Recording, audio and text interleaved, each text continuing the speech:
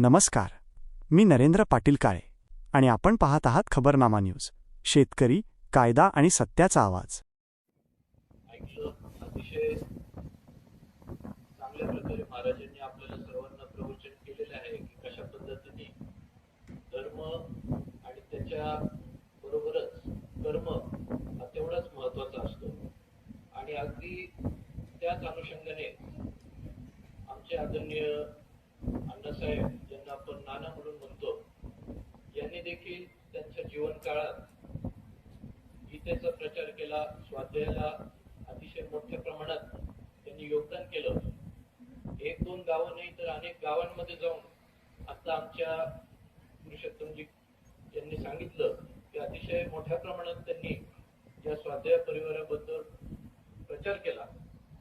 आणि म्हणून फक्त गीतेचे मूल्य सांगतच नव्हते तर त्या मूल्यांप्रमाणे ते वागत देखील होते. आणि म्हणून बोले तैसा चाले अशा पद्धतीचा त्यांचा स्वभाव हा आमच्या सगळ्या खामगावलाच नाही तर अखंड आमच्या या पंचकृषीला माहिती आहे.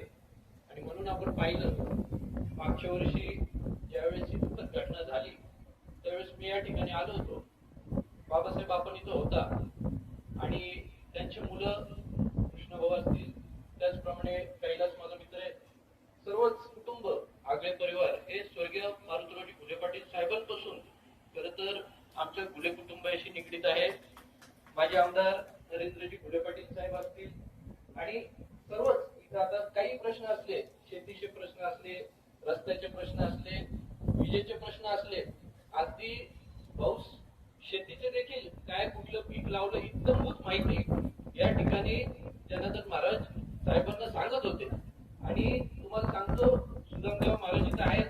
आपलं दहीगाव आणि खामगाव काही वेगळं नाही, ते पिढ्यानपिढ्यापासून ते संबंध नेवासा तालुका, शेवगाव तालुका आणि फुले कुटुंब हे एक निष्ठ असं या परिवाराबरोबर असलं आणि कुठल्याही सुखदुःखाच्या प्रसंगात ते बरोबर असतं एकमेकांबरोबर. आणि म्हणून आज मला अतिशय या ठिकाणी सांगावंसं वाटतं. खरं तर साहेब स्वतः इथे येणार होते आज, पण साहेब म्हटले की क्षितेश तुझा तिथं आज वर्षश्राद्धाचा कार्यक्रम आपल्या कुठल्या कुटुंबाच्या वतीने मी प्रथम या ठिकाणी आदरांजली अर्पित करतो.